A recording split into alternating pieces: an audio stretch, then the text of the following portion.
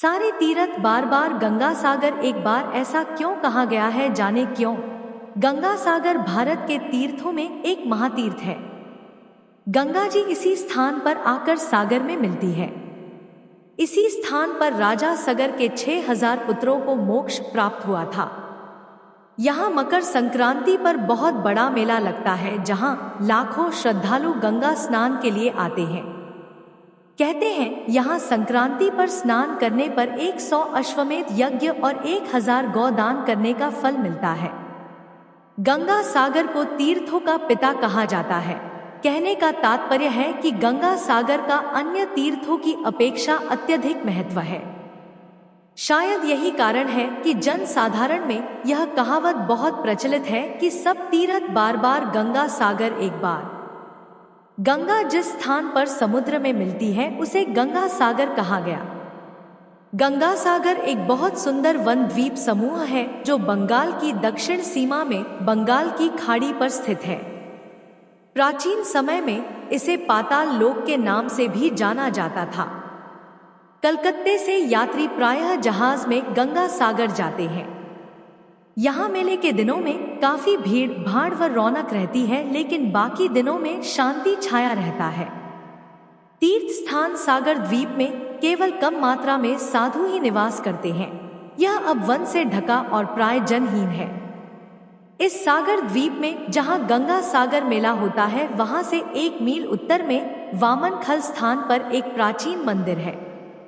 इस समय जहां गंगा सागर पर मेला लगता है, पहले यही गंगा जी समुद्र में मिलती थी, किंतु अब गंगा का मुहाना पीछे हट गया है। अब गंगा सागर के पास एक छोटी धारा समुद्र से मिलती है। गंगा सागर का मेला मकर संक्रांति को लगता है। खाने पीने के लिए होटल, पूजा पाठ की सामग्री व अन्य सामानों की भी बहुत सी दुकानें खुल जाती हैं।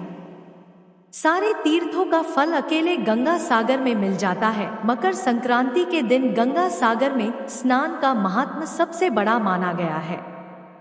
प्रातः और दोपहर स्नान और मुंडन कर्म होते हैं। यहाँ पर लोग श्राद्ध व पिंडदान भी करते हैं।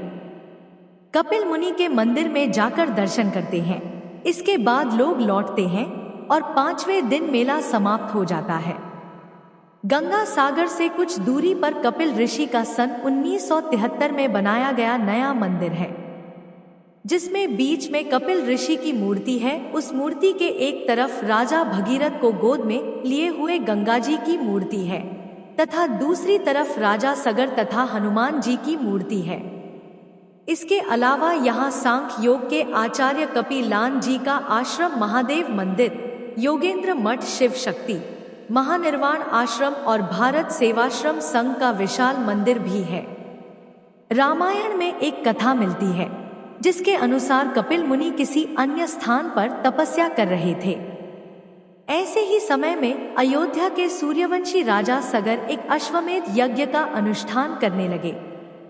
उनके अश्वमेध यज्ञ से डरकर इंद्र ने राक्षस रूप धारण कर यज्ञ के अश्व को चुरा लिया और पाताल लोक में ले जाकर कपिल के आश्रम में बांध दिया। राजा सगर की 2 पत्नियां थी, केशनी और सुमति। केशनी के गर्भ से असमंजस पैदा हुआ और सुमति के गर्भ से 6 हजपुत्र। असमंजस बड़ा ही उद्धत प्रकृति का था, वह प्रजा को बहुत पीड़ा देता था। अतः सगर ने उसे अपने राज्य से निकाल दिया था। अश्वमेध का घोड़ा चुरा लिए जाने के कारण सगर बड़ी चिंता में पड़ गए। उन्होंने अपने 60,000 पुत्रों को अश्व ढूंढने के लिए कहा। 60,000 पुत्र अश्व ढूंढते ढूंढते पाताल लोक में पहुंच गए। वहां उन लोगों ने कपिल मुनि के आश्रम में अश्व को बंधा देखा। उन लोगों ने मुनि कपिल को ही चोर समझकर उनका काफी अपमान कर दिया।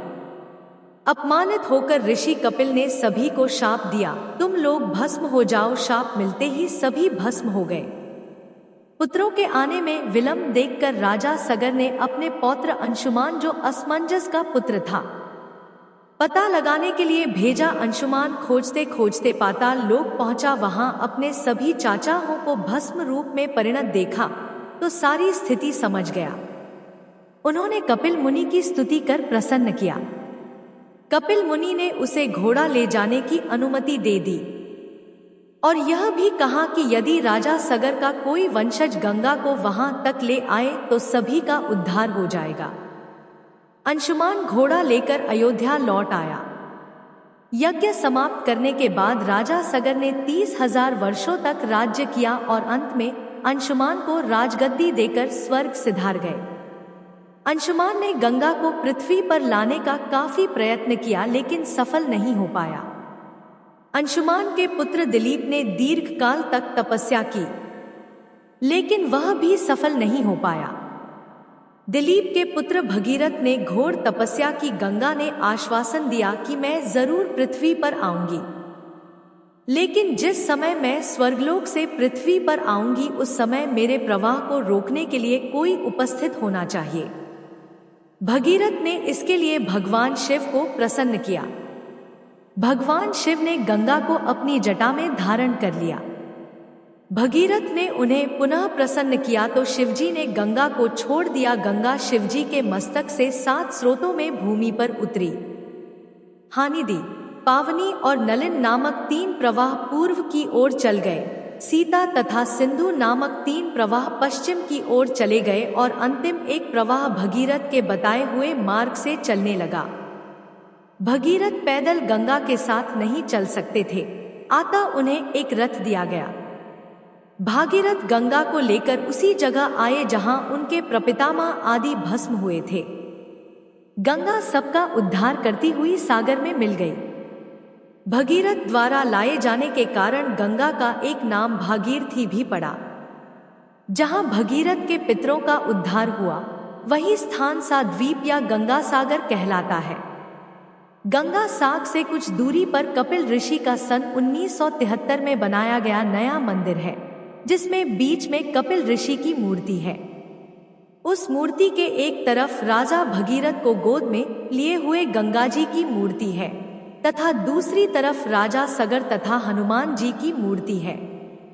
शरीर और मन की शुद्धि, यज्ञ, तपस्या और शास्त्रों का ज्ञान, ये सबके सब तीर्थ ही जिस मनुष्य ने अपने मन और इंद्रियों को वश में कर लिया वह जहां भी रहेगा वही स्थान उसके लिए नैमिषारण्य, कुरुक्षेत्र, पुष्कर आदि तीर्थ बन जाएंगे।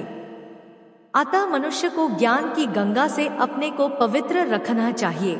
ध्यान रूपी जल से रागद्वेष रूपी मल को धो देना चाहिए और यदि वह सत्य, क्षमा, दया, दान, संतोष आदि मानस तीर्थों का सहारा ले ले तो जन्म जन्मांतर के पाप धुलकर परम गति को प्राप्त कर सकता है। भगवान के प्रिय भक्त स्वयं ही तीर्थ रूपी होते हैं। उनके मन में भगवान विराजमान होने से वे जहां विचरण करते हैं वही महातीर्थ बन जाता है। गंगा सागर में स्नान के बाद सूर्यदेव को अर्घ्य दिया जाता है और श्रद्धालु समुद्र को नारियल और पूजा से संबंधित चीजें भेंट करते हैं। मान्यता है कि मकर संक्रांति पर स्नान करने से सभी मनोकामनाएं पूरी हो जाती है और सुख समृद्धि की प्राप्ति होती है। आपको हमारी वीडियो पसंद आई हो तो चैनल को लाइक और सब्सक्राइब करें। राधे राधे।